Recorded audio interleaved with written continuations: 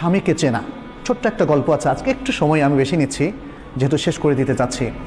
আমি বেশি নেব না, ইনশাআল্লাহ আশা করি 5-6 মিনিটের মধ্যে শেষ করব। স্বামীকে চেনা। স্ত্রীদের উচিত হচ্ছে স্বামী কি পছন্দ করেন, যেহেতু স্বামী আপনার প্রিয়জন, আপনি স্বামীকে কাউন্টার পার্ট হিসেবে দেখবেন না, তিনি আপনার প্রতিদ্বন্দ্বী নন। সুখী পরিবারের মধ্যে স্বামী হচ্ছে স্ত্রীর প্রিয়তম ব্যক্তি। অতএব স্বামী কি পছন্দ করেন, স্বামী কি পছন্দ করেন না, এটা স্ত্রীকে জানতে হবে। এখানে ছোট্ট একটা গল্প আপনাদের সামনে বলছি।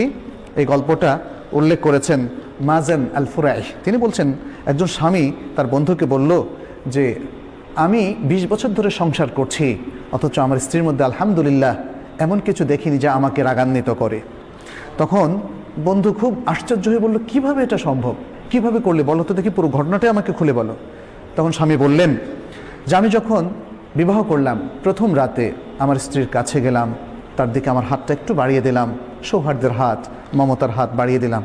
স্ত্রী আমাকে বলল, একটু ওয়েট করুন প্লিজ, আমি আপনাকে কিছু বলবো হে আবা উমাইয়া। আরবরা আবার আবু উমাইয়া মানে কুনিয়ার ধরে কথা বলে, আমাকে একটু কিছু কথা বলার সুযোগ দিন, বলে বলো। তখন স্ত্রী শুরু করলো যেভাবে, যেমন বললো আলহামদুলিল্লাহ ওয়াসসালাতু ওয়াসসালামু আলা রাসূলিল্লাহ, ছোট্ট খুতবা দিয়ে শুরু করলো। বললো আমি আপনার কাছে এমন একজন অপরিচিত মহিলা, আমাদের বিবাহবন্ধন হয়েছে আজকে প্রথমবারের মতো আমাদের সাক্ষাৎ হচ্ছে, সুতরাং এখনও তো পরিচিতি আমাদের ফুল হয়নি, আমি জানি না আপনার কি আখলাক, আমাকে আপনি বলুন যে আপনি কি পছন্দ করেন, তাহলে সেটি আমি করব, আর আমাকে বলুন আপনি কি অপছন্দ করেন, তাহলে সেটি আমি বর্জন করব। এভাবে এতটুকু কথা বলে তিনি কি বললেন, যেটা আমরা খুতবায় বলি, আকুলু কাউলি হাদা ও আস্তাগফিরুল্লাহ লি ওয়া লাক, আমি আমার এই কথাটা আপনার সামনে পেশ করলাম, আর আপনার জন্য আমার জন্য আল্লাহর কাছে আমি ইস্তেগফার করছি। সুবহানাল্লাহ।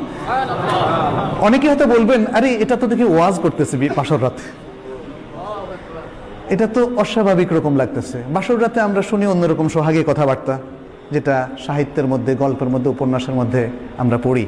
আমি এখানে আমার থেকে অ্যাড করছি, সেটা হলো দেখেন, গল্প উপন্যাস আমাদের চিন্তা চেতনা কালচার পাল্টে দিয়েছে।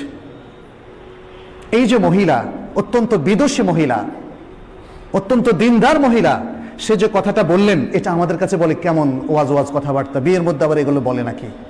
কারণ আমরা যে গল্প, সাহিত্য, যে আচার অনুষ্ঠানে অভ্যস্ত হয়েছি, এটা মানুষের তৈরি করা, সেগুলো আমাদের কালচার পরিবর্তন করে দিয়েছে। এই সুন্দর দিনদারি আমাদের থেকে একদম ছিনিয়ে নিয়ে গিয়েছে।